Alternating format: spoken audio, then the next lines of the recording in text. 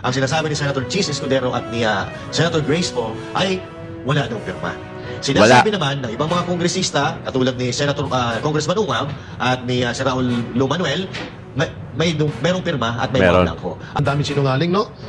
Isa na yan si Risa Ontiveros, ang malaking patunay na napakasinungaling talaga nito ni Risa Ontiveros. Kamakailan lang naglabas ng ng sinabi niya na wala daw siyang nakitang blanco. Wala daw siyang nakita. So parang pinapaikot-ikot meron o wala no? Ginugulo nila. Ito ganito na lang. Tingnan natin kung sino mas magaling, si Kimbo o si Risa Ontiveros. Mas magaling saan? Sinawin mo. Sa lahat ng bagay, bahala na sila kung ano saan sila Si magaling. Risa, Tunay na balita, walang kinakampiyan, sumasalamin sa katotohanan lamang. What's up mga kayon, and welcome back pa rin syempre dito lang sa Joe Malone TV para sa programa natin na Issue ng Bayan, ating pag-usapan. Today is January 29, araw ng Miyerkules o Wednesday dito sa Pilipinas, kung hey Pachoy, Gong si Pasay. Kaya naman magandang umaga, hapon o gabi po sa inyong lahat. Unang-una syempre, shoutout muna natin lahat ng mga viewers natin, OFW man o dito sa lokal sa Pilipinas, Luzon, Visayas, Mindanao. Paki-attendance check po muna Paki-attendance check po muna tayo dyan mga kayon. Paki-comment na lang dyan sa baba kung saan kayo naroroon. Kung saan yung area nyo, paki-comment na lang dyan sa baba. If you're watching from Sweden, Illinois, Mindoro, Marinduque, Bulacan, Hong Kong, Japan, Singapore, Saudi, UAE, Pandakan, Paranaque, Taguig, Tarlac. Yan yung mga newest comment natin. Maraming salamat nang sa gano'n malaman natin kung saan na inaabot yung mga vlog at mga video natin. Kahit hindi pa ako nakakarating dyan, ang mahalaga, yung mga video, yung mga vlog natin, umabot na dyan.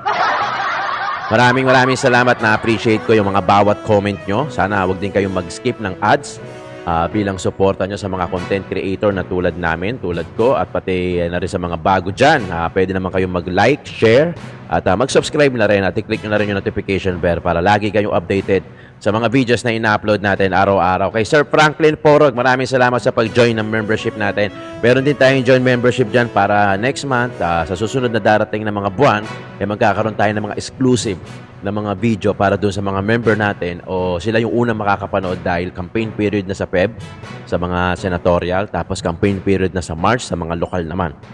Magandang laban yan. Kaya abangan nyo. At sana makapag-join din kayo sa membership. At wag na rin kayo mag-skip ng ads kasi nga suporta niyo sa mga content creator na tulad namin. Okay? Eto na. May mga kumakalat na video na paninirang puri o siguro balak siraan itong si Attorney Vic Rodriguez. I'm sure isa to sa mga, lalo na yung mga nanonood sa akin, I'm sure ito sa mga gusto nyo, sa mga number 1 sa balota nyo, maliban kila Congressman Dante Marcoleta, si Attorney Vic Rodriguez, dahil maganda rin ang plataforma na ito. Meron kumakalat dyan sa internet, sa social media, kung saan parang inedit yung video niya at meron mga nilagay na caption. Panoorin natin, gusto ko ilagay nang sa ganoon ma-spread natin yung awareness na baka may maniwala Baka may maniwala kaya shinare ni Attorney Vic sa kanyang Facebook page. Kinuha naman natin at i-share natin dito sa inyo nang sa ganoon kailangan maging mapanuri tayo dahil mula ngayon hanggang sa mga susunod na buwan dahil malapit na ang eleksyon marami nang magkakalat diyan sigurado na mga paninirang puri sa mga ilang mga maayos at magagaling na politiko na gusto sirang-sirain at gustong wag makakuha ng posisyon sa gobyerno. Kaya maging mapanuri tayo mga kayon. Panoorin natin, Issue ng Bayan, ating pag-usapan. Tapos nandito rin yung plataforma ni Attorney Vic. Tapos pag-usapan natin yung sa Bicam, etc. Panoorin nyo, maganda itong mga consolidated na mga videos na ginawa natin. Issue ng Bayan, ating pag-usapan.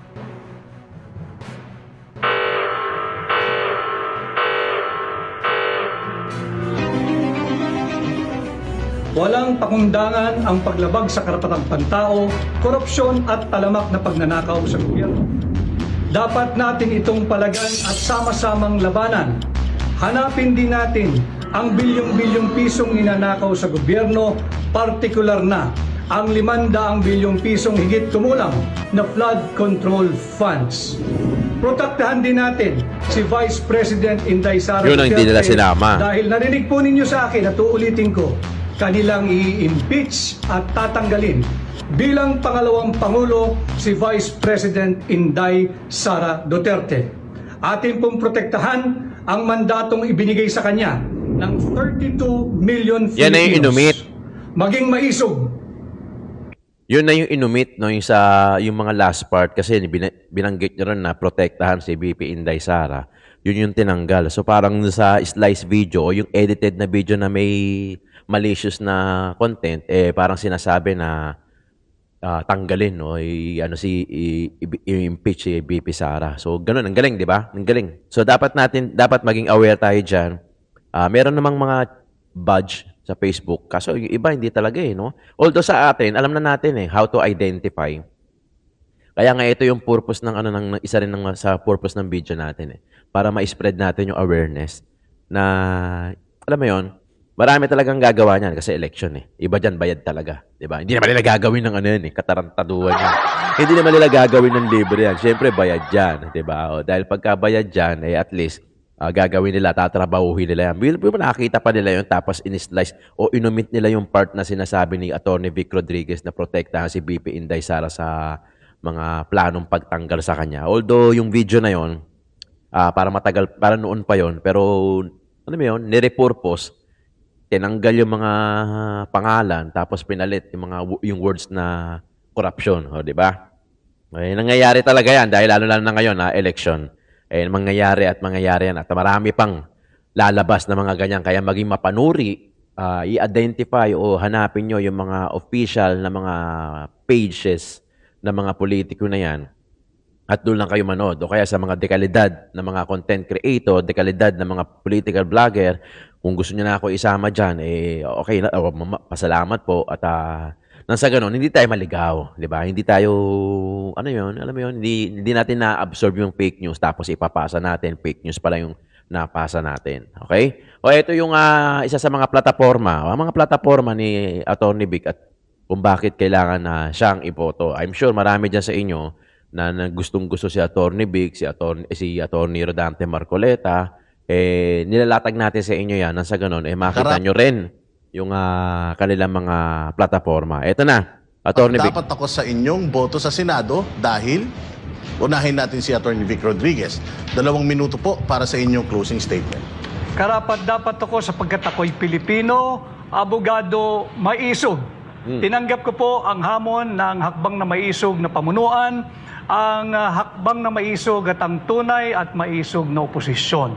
Aking pong isinusulong ang pag-amyenda sa plunder law. Ibababa po natin ang threshold nito mula 50 million to 1 million pesos na lamang. Yun ang maganda. At pag naibalik po natin yan, amyendahan natin yan, isasabatas ko po ang pagbabalik ng death penalty sa kasong pagnanakaw sa kaban ng pera nating mga Pilipino. Isinusulong ko rin ang pagkakapantay-pantay ng sahod ng mga manggagawa sa probinsya at sa mga nagtatrabaho sa Mega Manila.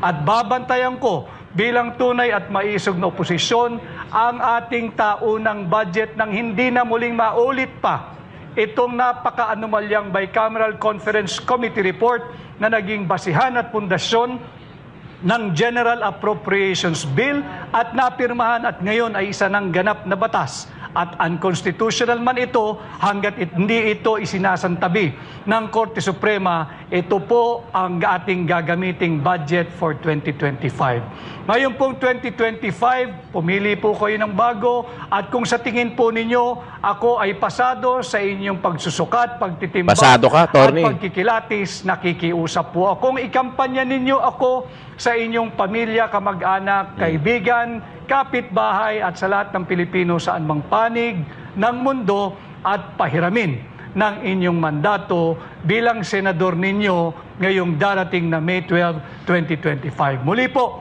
ako ang inyong kaibigan, Atty. Vic Rodriguez, Pilipino, abogado, maisog. Meron kasi okay, bago natin panoorin yan, yung ewan ko, hindi naman bago to. Hindi naman bago to. Yung gagawing parehas, yung provincial rate sa Manila rate o sa Mega Manila rate. Hindi na bago yan, di ba? Meron na mga ilang gumawa niyan. I think meron na mga ilang plataforma niyan noon. Basta, hindi ko lang matandaan kung sino. Pero alam ko hindi na siya bago. Di ba? Alam niya yan. Comment kayo dyan sa baba. Alam ko marami nang nagsulong niyan noon. Hindi ko lang, ang nakakapagtaka lang bakit hanggang ngayon? Hindi na isa kakatuparan yan. Kasi last time, before pandemic to, pumunta ako ng Cebu. Meron akong talk sa Cebu. So, provincial rate. Dapat, di ba? So, kumain ako sa karinderya. Kasi nga, may talk ako eh. So, parang 5 piso o 10 piso lang yung difference doon sa meat. Kung halimbawa, sa pagkakatanda ko parang 60 ata ang meat sa Maynila eh. So, sa kanila parang 50 o 55 lang. So, parang ganun lang. Basta 5 pesos to 10 pesos lang yung difference. So, mahal pa rin. Diba? Mahal pa rin. So, pinagtataka ko, sabi nila, mura daw sa probinsya. Mura ng bahagya, pero sa pool ka pa rin eh. Diba? Kaya alam ko na tapos provincial rate yung sahod dun. Kaya sana, hindi na bago yan. Marami nang nagplataforma niya, marami nang gumawa. Tignan natin kung sinong makakapag-sulong niya. Okay? Tapos, yun maganda yun. Yung patas na rate sa probinsya saka dito. Ano ako dyan? Goods ako dyan. Sana mangyari yan. Kasi nga, kawawa naman yung mga nasa probinsya. Provincial rate, mura daw yung bilihin, pero kahit papano, may kagat pa rin sa binte, eh, no? May kagat pa rin sa binte. Tapos yung kasong plunder, marami na nagkakaso niyan dito, pero talaga yung iba matagal yung proseso, yung iba naman matanda na, 'di ba? Bago mo pa makasuhan. So matagal yung proseso eh, 'di ba? Matagal yung proseso. Maganda naman yung batas ng Pilipinas eh. Although may mga kulang-kulang pa, pero yung proseso matagal. Gusto, matagal, 'di ba? Sa totoo lang, ang tagal. Tatanda ka na, kukulot na yung bulbul. Kukulot na yung sa sobrang tagal ng proseso, 'di ba? Mga kayon, alam niyo 'yan, 'di ba? So, marami pang plaplantsahin sa mga batas ng Pilipinas. Ang problema, yung mga may edad na tulad natin, putya, aabutan pa ba natin yan? Abi, bilis-bilisan nyo naman dyan sa kangkungan. Di ba? O, ito na, panoorin natin from SMNI, mga senador at kongresista na magkakaiba ang sagot sa issue ng BICAM. Ito nga yung sinasabi ko. What if talagang sadya nilang guluhin? What if talagang sadya nilang yung iba sumang-ayon, yung iba hindi? For that, hindi tayo makakuha ng konkretong sagot, which is what is happening right now. Walang konkretong sagot. You know why? Kasi half of them may nakita. Yung half of them, wala. So parang tayong naglalaro sa Itbulaga na meron o wala eh, di ba? What if sadya nila talagang, yung iba sa inyo, yung iba sa inyo, hindi Ano lang to Ano lang to? Opinion ko lang to. Diba? Pwedeng mali ako, pwede rin tama ako. Gets? Di ba? What if? Magulo na eh. Parang ano lang, may konting logic dyan eh. Parang may magulo na. Di ba? Magulo na, totoo lang magulo na. Guluhin pa natin, di ba? Yung iba sa inyo, oo, may nakita. Yung iba sa inyo, walang nakita. So, magulo pa rin. Walang konkretong sagot. So, in the end, tayo pa rin ang kawawa eh, di ba? Taong bayan pa rin yung kawawa. Biro mo, 2025 budget na yan. Paano na lang? Nagpasa na ng, sila Isidro Ungab, pati si Attorney Vic, nagpasa natin sa Supreme Court eh, regarding dyan sa BICAM. Paano na lang kung walang, Attorney Vic? Walang Attorney Vic. I-assume natin walang Attorney Vic na nagsisiwalat na itong BICAM. At walang Isidro Ungab. Mapapansin ba natin yan? Hindi. So tayo, kampante, yung mga Filipino people, kampante na, okay na, na-approve na. Wala naman tayong pakialam dyan, wala naman tayong alam dyan, di ba? Pero hindi mo alam, meron yung kaban ng bayan, kung saan na napupunta. Walang problema sa kaban ng bayan kung talagang sa future project o sa existing project napupunta o sa tao din mismo, sa Pilipino napupunta. Ang problema, napupunta sa kanilang mga bulsa. So, sino ang kawawa? Di tayo, di ba? Kaya, hindi ko pwedeng strategy, pwedeng sinadya di ba? Na guluhin Total, magulo na Guluhin pa natin. Nang sa ganun, lalo sila magkandawin-windang. Pwedeng mali ako. Yun nga lang, pwede rin tama ako. Di ba? Wala yung tsinelas ko. Okay, panoorin natin to. Mga kaganapan sa SMNI. Papapasok lang na balita. Ipapatawag na daw si Attorney Trixie at Jay Guevara sa February 4, 9:30 hearing. O yan. Ayan. Marka mo na yan, Jay. Jake, Brother Jay, gusto mo sumama? Hindi, Malamok, kasama, andyan na siya. Ano na? Oo, silang dalawa ni Atty. Trixie. malamok daw doon, magdadala akong kulambo. Ayan. But anyway, going back dito kay Stella Kimbo. You know. Stella Kimbo, how are you? But anyway, noong isang linggo lang hinahabol ka ng mga reporter at pumasok ka bigla doon sa artista van mo. Di ba? But anyway, noong isang linggo mga kababayan, ito si Stella Kimbo, si Representative Stella Kimbo, ay tinatanong po ng mga reporter kung ano ang masasabi niya doon sa mga blank pages, doon sa bicameral report. No? At hindi po siya nagsalita. Nakipag-usap siya sa mga doon sa mga reporter, pero yung tanong hindi na sinagot. At ngayon, mga kababayan, actually kahapon, nagsalita na po siya na inamin nga niya na meron po mga blanco doon sa bicameral committee report. No? At Yan na. yun ay parang sinasabi niya na parang ano yan mga notations lang daw ito.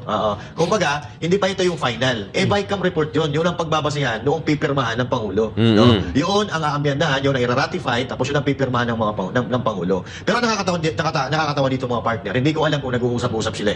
Magkakaiba sila ng mga sinasabi. Pero katulad ni Senator Chis Escudero, ang sinasabi ni Senator Chis Escudero at ni Senator Grace po ay wala daw pirma. Sinasabi naman ng ibang mga kongresista, katulad ni Senator Congressman Ungab at ni Raul Manuel, merong pirma at may mga blanco. At pinatotohanan naman yan ni Stella Kimbo. Pero kanina, may narinig na naman tayo isang kongresista na wala na naman daw blanco. Sa katauhan yan ni Mr.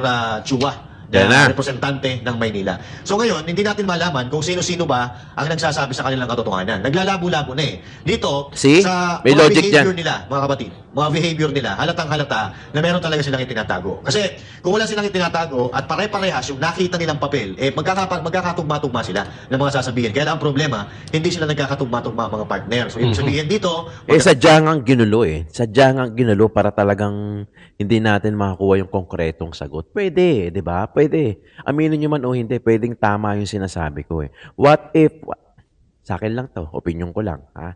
What if talagang sinadyang guluhin? Sinadyang meron, sinadyang wala?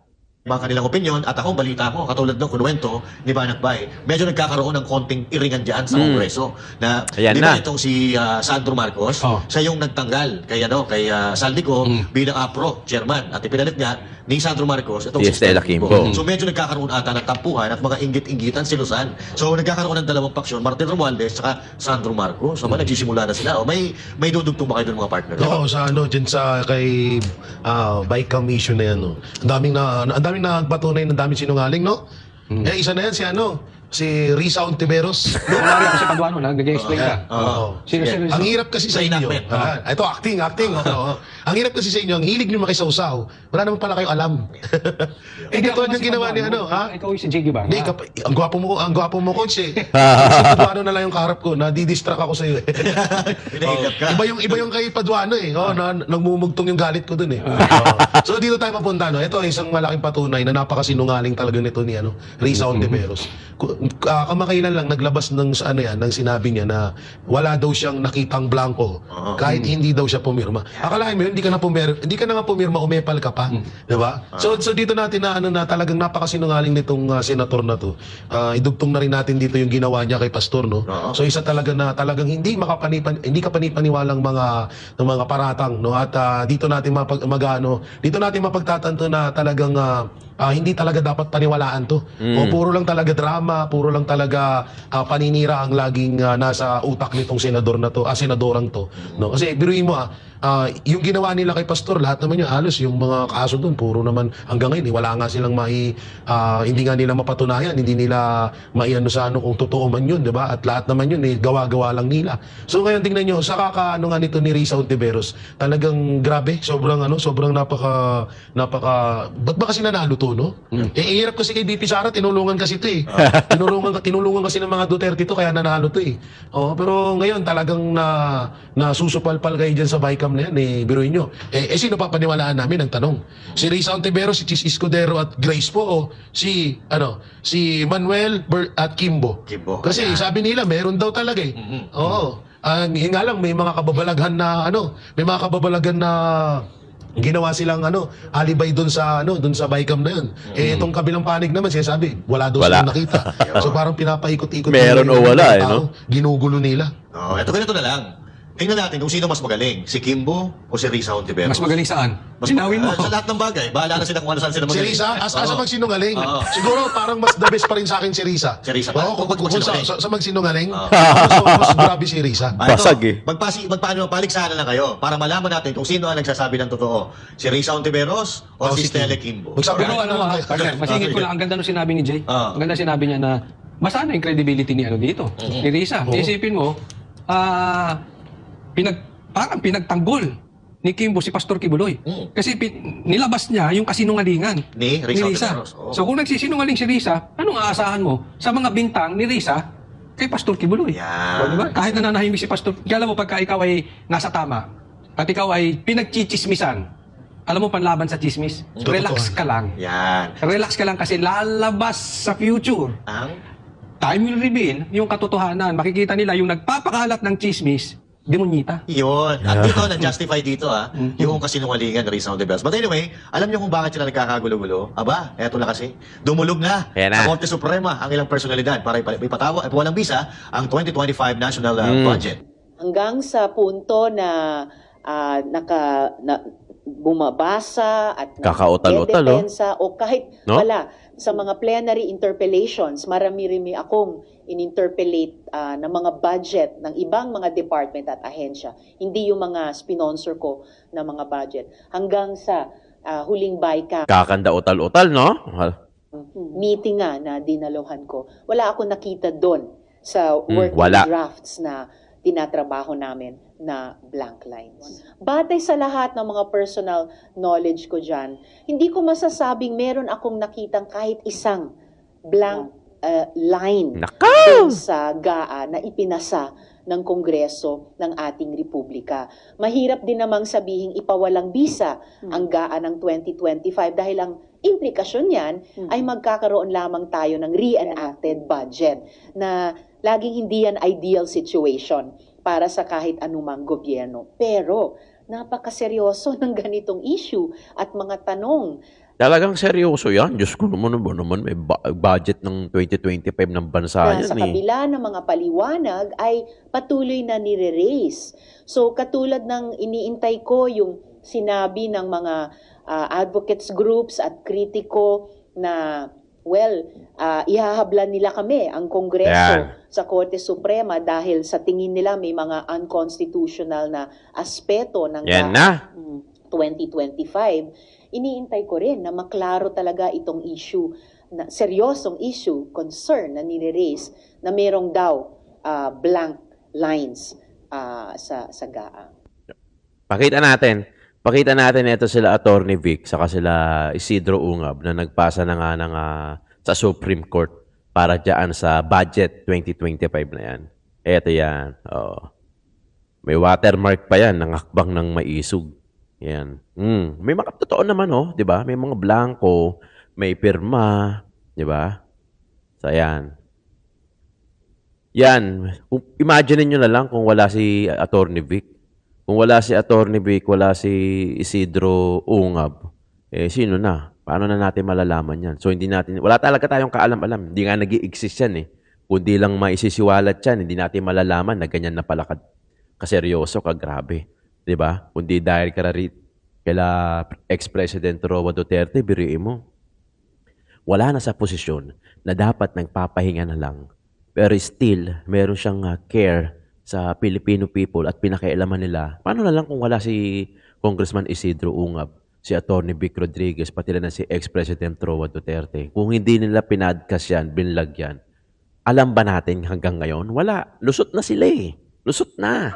Di ba? Kung tutuusin, okay na. Napirmado na nga eh. Lusot na lusot. Batas na nga eh. Lusot na lusot na. In short, lusot na. Nagkamali lang sila. At napansin nga ni Congressman Isidro Ungab, ni ex-President Roa Duterte, pati sila Attorney Vic, yung pinadcast nila, in-expose nila yan. Ngayon, napag-usap-usapan. Nakakatawa na nakakainis. Actually, mas lamang asar talo na naman tayo. Yung iba, meron nakita. Yung iba, walang nakita. Di ba? Magulo na yung budget, tapos hindi mo alam kung nakadagdag yung sagot nila o nakagulo. Well, definitely, mas lalong nakagulo. Di ba? Dahil hindi lahat sumang-ayon. Hindi nagtali yung sagot eh. Hindi nagtali. Talagang may nagsisinungaling. Definitely merong isa o isang grupo na nagsisinungaling doon sa meron man o sa wala, 'di ba? Pero definitely may blanco eh. 'Di ba? May blanco. So malamang sa malamang ang mga ano na lang 'yan. Ang ano na lang ang pinagbabatihan na natin dito, yung dulo na lang eh, yung result na lang kung sino talaga yung makakasuhan, 'di ba? Kung sino talaga yung mga pumirma na kahit nakita nilang may mga blanco. Yun na lang ang talagang pinagbabasehan natin dito. Pero sabi ni Sir J. Guevara, galit na galit, di ba? Kita mo naman, sabi niya, nagmumugtong ang galit niya kay Paduano. Tapos sinabihan pa niya na sinungaling itong si Risa Hontiveros. Di ba? Kumbaga, magpapagalingan sila ng pagsisinungaling. Si Risa Hontiveros ang pinakamagaling according kay Sir J. Guevara.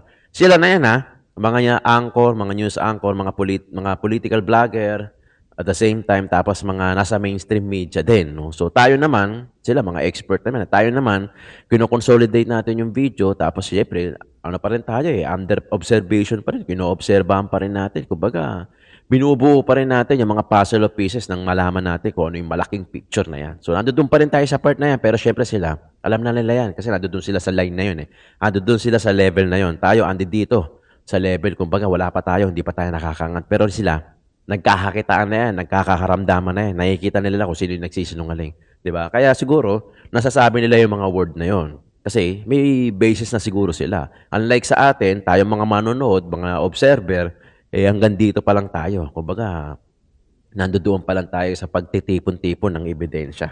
Diba, mga kayon? Kayo, sa tingin nyo, ano sa tingin ninyo? Sino, maganda itatitle ko rito, naisip ko na. Sa tingin nyo, sino ang nagsisinungaling sa dalawa? I mean, kung sino ang mananalo dito? Meron o wala? Malalaman pa ba natin yan?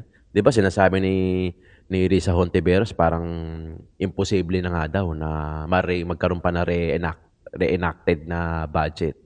Yan ang hindi natin malalaman kung matatapos pa ba yan. February, malamang busy na yan, kanya-kanya na yan. Oy, balita ko Balita ko, Tricom. Binubuo na ngayon ni Congressman Barbers pati ni Congressman Dan Fernandez at meron ng mga ipapatawag na social media platform. Parang yun muna yung mauuna. Yun pala ang latest. Banggitin na rin natin. Ang unang ipapatawag yung mga social media platforms, yung Meta, TikTok, yan, yung mga yan. Sila muna yung mauuna. Kumbaga, chap. Tapos sa susunod ata yung mga vloggers, yung mga mainstream media, yung mga journalists. So, sila yung susunod na ata na ipapatawag. So, para hindi sabay-sabay. Kasi napanood ko, sinabi ni Congressman Dan Fernandez, hindi sabay-sabay na natatawagin. Nang sa ganun, baka hindi matapos So, batch by batch. So, mauuna yung mga social media platforms tulad ni Meta, ni TikTok, yan siguro si Twitter kasama rin. Hindi ko alam. Basta yung mga platforms muna. Tapos susunod na yung mga political vlogger, at mga mainstream media. So, sila na yun. So, magkakaroon ng mga input. In short, magulo na naman to. mahabang usapan at mahabang talakayan na naman yung mga nagaganap dyan. Pero nandito lang ang Joe Malone TV para pag-usapan natin yan. Issue ng bayan, ating pag-usapan. Joe Malone TV po, maraming salamat. Kung Hepachoy, Gong si Pasay sa mga kapatid natin na mga inchik na nagse-celebrate ng kanilang New Year today, January 29, Wednesday. Maraming salamat sa pagsuporta nyo. Kung nakaabot ka dito sa dulo ng video natin, sana hindi ka nag-skip ng ads. At sana mag-like at share ka na din ng mga videos natin. Maraming salamat po. Joe Malone TV.